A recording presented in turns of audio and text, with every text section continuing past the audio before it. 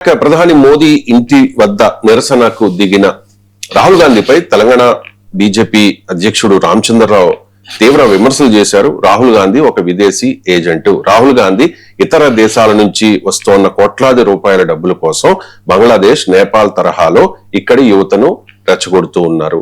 కాంగ్రెస్ తుక్డే తుక్డే gang అంటూ ఆరోపించారు. బయట ప్లే చేయండి. శక్తులు టుకుడే టుకుడే గ్యాంగ్ వీళ్ళందరి కూడా రాహుల్ గాంధీ గారి ఒక ప్రేరణతో గానే ఆమ్ ఆద్మీ పార్టీ నాయకుడు కేజ్రీవాల్ వీళ్ళందరూ కూడా దేశాన్ని విడగొట్టేటటువంటి మాటలు మాట్లాడారు. టుకుడే టుకుడే గ్యాంగ్ మనం చూసినాం. ఆ టుకుడే టుకుడే గ్యాంగ్ ఈ రోజు కొత్త పేరుతో సిజేపీ అనే పేరుతో ముందుకు రావడం జరిగింది. రాజకీయాలకు కాంగ్రెస్ పార్టీ యొక్క ఏదైతే టుకుడే టుకుడే రాజకీయాలకు మేము వ్యతిరేకిస్తూ కాంగ్రెస్ ఒక హెడ్ క్వార్టర్స్ గాంధీ భవన్ ని ముట్టడికి వెళ్తా ఉన్నాం. కాంగ్రెస్ పార్టీది తుకుడే తుకుడే రాజకీయం, తుకుడే తుకుడే గ్యాంగ్ సిజేపీ. ఇది సార్ రామచంద్రరావు గారు చేస్తున్న ఆరోపణలు అండ్ చాలా తీవ్రమైన విమర్శ. అది విదేశీ ఏజెంట్, విదేశాల నుంచి వస్తున్న డబ్బుల కోసం ఇక్కడ యువతని బంగ్లాదేశ్, నేపాల్ తరహాలో రెచ్చగొడుతూ ఉన్నారు రాహుల్ గాంధీ అనేది రామచంద్ర. మనకు ఇదేం కొత్త కాదు. మీ గుజరాత్ అసెంబ్లీ ఎన్నికల సమయంలో ఏకంగా ప్రధానమంత్రియే మన్మోహన్ సింగ్, దేశ ప్రధాని, దేశ వైస్ ప్రెసిడెంట్ అమీద్ అన్సారీ, దేశ ఆర్మీ చీఫ్, మాజీ ఆర్మీ చీఫ్, ఈ ముగ్గురు కలిసి నన్ను చంపడానికి కుట్రపన్నారని ఆరోపించారు. Can you believe it? Manmohan Singh హత్యలు చేస్తాను ఎవరు నమ్ముతారా అండి? ఆయన మాట్లాడారు. మన్మోహన్ సింగ్ పైన మీరు ఏదైనా విమర్శించండి, ఆయన అవినీతి పరుడని విమర్శించలేము, ఆయన హత్యా రాజకీయాలు చేస్తారని మాత్రం విమర్శించలేము. ఆయన మౌనమని అను, అసమర్థుడను, ఈ అవినీతిని అడకట్టలేకపోయాడను, ఏమన్నాడు సోనియా గాంధీ చెప్పినట్టు విన్నాడను. కానీ అవినీతి పరుడు అని అందులో మీకు మోడీని చంపడానికి కుట్ర పన్నుతారంటే నమ్మచ్చా? గుజరాత్ లో ఎన్నికలు అయిపోయాయి, పార్లమెంట్ లో కాంగ్రెస్ పార్టీ వేసేసింది. ఏమన్నారు? వితిన్ 6 months వితిన్ మంత్స్ మాకు మన్మోహన్ సింగ్ అంటే చాలా గౌరవం, అలాంటి అభిప్రాయం మాకు లేనే లేదు అని మాట్లాడారు. చూడండి ఎంత అడవులుగానో. అంటే మీరు ఎన్నికలు అయిపోయినాక కాదు, ఇప్పుడు మీరు గమనించండి, రామ మందిరంలో భక్తుల విరాళాలు దొంగతనం చేసిన వారు విచ్ఛిన్నకారులని, దేశద్రోహులని, తుకడే తుకడే గ్యాంగ్ అని ఇంతవరకు మాట్లాడారు ఎవరన్నా? బీజేపీ నాయకులు ఒక్కరైనా మాట్లాడారా? అంటే రామ మందిరంలో ప్రజలు భక్తితో ఇచ్చిన విరాళాలు దొంగతనం చేసిన వాళ్ళు తుకడే తుకడే గ్యాంగ్ కాదు, వాళ్ళు మంచి వాళ్ళే, వాళ్ళు హిందువులు, అందువల్ల హిందువుల డబ్బు తిన్నారు, తప్పేమీ లేదు. ఇది కదా ఇప్పుడు చెప్తున్నది, హిందువుల డబ్బు హిందువులు తిన్నారు, తప్పేంటి? వేరే వాళ్ళు ఎవరు తిన్నారా అని ఇలా వెనకేసుకొస్తుంటున్న వారిని చూస్తున్నాం మనం. సో అందువల్ల రామ మందిరములో భక్తుల డబ్బును దొంగతనం చేసిన వాడేమో దేశభక్తుడు, దైవ భక్తుడు, తుకడే తుకడే గ్యాంగ్ కాదు.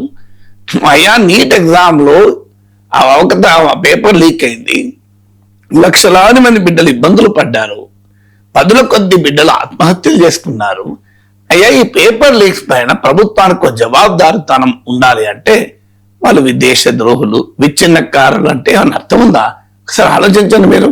రేపు ఏమంటారు? E20 పెట్రోల్ వ్యతిరేకిస్తే వాళ్ళు దేశద్రోహులు, ఎందుకంటే వాళ్ళు సౌదీ అరేబియా ఏజెంట్లు, ఖతార్ ఏజెంట్లు, యునైటెడ్ అరబ్ ఎమిరేట్స్ ఏజెంట్లు, మన అక్కడి నుంచి ఆయిల్ ఎక్కువ కొనాలి అని వీళ్ళు కుట్ర పన్నుతున్నారు అని వాళ్ళు రేపు అంటారా?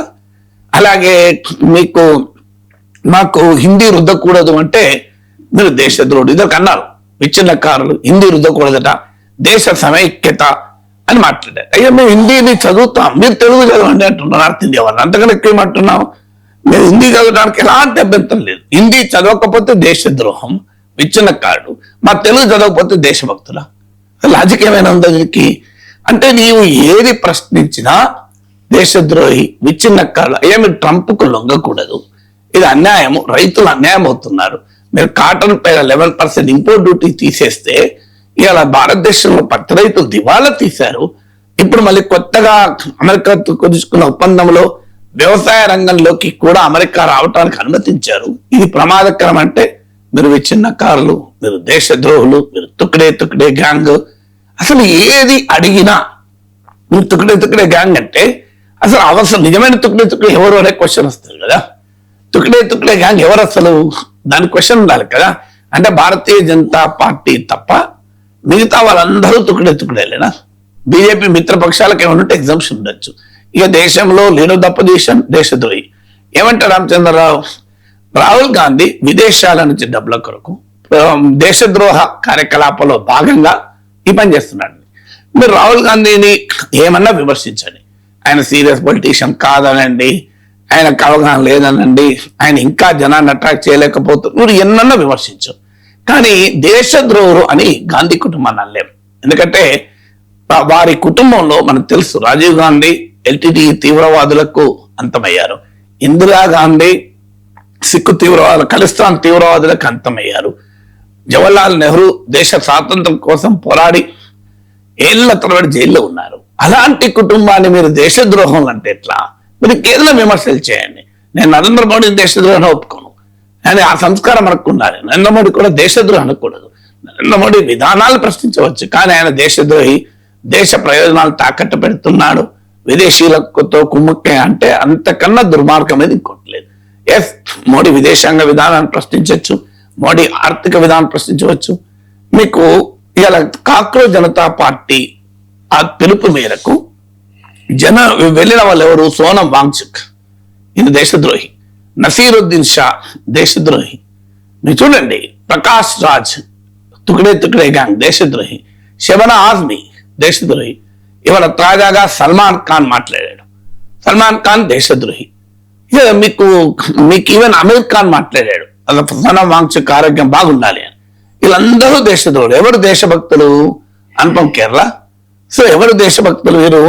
మీకు ఆశ్చర్యంగా ఉంటుంది. దేశద్రోహి అని వేస్తున్నటువంటి బిల్కిస్ బాను సామూహిక అత్యాచారం చేసి గర్భవతిగా ఉన్న సమయంలో ఆమె బిడ్డను చంపి ఆమె కుటుంబాన్ని మొత్తం చంపితే వారికి యావజ్జీవ ఖైదు విధిస్తే గుజరాత్ లో తమ ప్రభుత్వాన్ని అడ్డంగా పెట్టుకొని వాళ్ళు విడుదలైతే వాళ్లకు సన్మానాలు చేసి సత్కారాలు చేసి వారు మర్యాద బ్రాహ్మణులు, వాళ్ళు చాలా సంస్కార బ్రాహ్మణ్ అని చెప్పారు. మీరు కావాలంటే గోలు కొట్టడం వస్తుంది.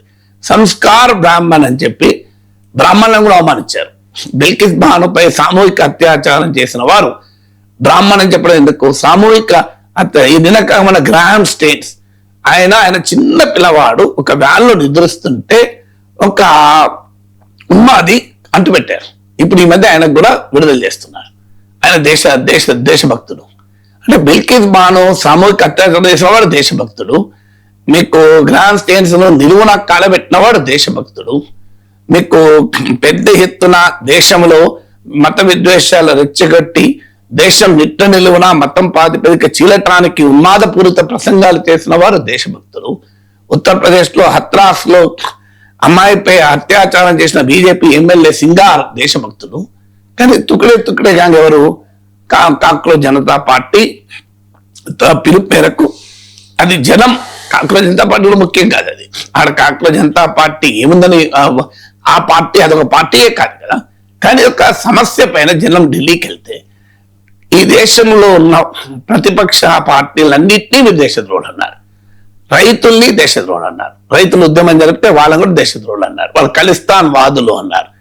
ఇప్పుడు ఆఖరికి దేశ యువతను కూడా, దేశ విద్యార్థులను కూడా మీరు దేశద్రోహులు అంటే ఈ దేశంలో 30 కోట్ల మంది దేశద్రోహులు ఉంటారా? నాకు ఆలోచించాలి ఒకసారి. మీరు రాజకీయంగా విమర్శ చేయండి, అభ్యంతరం లేదు. కాంగ్రెస్ జనతా పార్టీ వెనకాల రాజకీయ పార్టీలు ఉన్నాయనండి, దట్ ఇస్ డిబేటబుల్ క్వశ్చన్. కానీ తుకడే గ్యాంగ్ దేశద్రోహులు ఎవరినైనా నేను ఒక ప్రశ్నిస్తే తీవ్రవాదం అంటాం, ప్రశ్నిస్తే ఉపా చట్టాలు పెడతాం, ప్రశ్నిస్తే అల్లర్లు చేస్తున్నామని కేసులు పెడతాం, ప్రశ్నిస్తే మిమ్మల్ని దేశద్రోహులుగా చిత్రీకరిస్తాం. లీడర్ ఆఫ్ ద అపోజిషన్ దేశద్రోహి అనడం ఏంటి? పార్లమెంట్ లో మరి దేశద్రోహిని ఎందుకు పెట్టుకున్నారు? మీ లీడర్ ఆఫ్ ద అపోజిషన్ మీ స్పీకర్ ఇచ్చారు కదా. మరి దేశద్రోహానికి పాల్పడే పార్టీని నిషేధించండి. దమ్ముంటే భారతీయ జనతా సవాల్ కాంగ్రెస్ పార్టీ నిషేధించండి, రాహుల్ గాంధీని ఎన్నికల్లో పోటీ చేయకుండా నిషేధించండి. ఆ ప్రయత్నం కూడా చేశారు కదా డిఫమేషన్ కేసులో, అయినా జనం తిరగబడ్డారు కదా. మరి ఏమైనా తర్వాత రాహుల్ గాంధీకి ఏం కాలే కదా. అందువల్ల ఇది చాలా డేంజరస్ స్టేట్మెంట్. పాకిస్తాన్, చైనా లాంటి శత్రు దేశాలకు ఉపయోగపడుతుంది. ఓహో, భారతదేశంలో దేశద్రోహులు చాలా గణనీయంగా ఉన్నారు, తుకడే గ్యాంగ్ చాలా మంది ఉన్నారు, ఏర్పాటువాదులు ఉన్నారు, వాళ్ళు పార్లమెంట్ లో ఉన్నారు, వాళ్ళు ముఖ్యమంత్రులుగా ఉన్నారు, వాళ్ళు మాజీ మంత్రులుగా ఉన్నారు, మాజీ ప్రధానులుగా ఉన్నారు. అంటే భారతదేశం పట్ల ఇంత తప్పుడు ఇమేజ్ మీరు ప్రపంచంలో కల్పిస్తే ఎంతకన్నా న్యాయం ఉందా?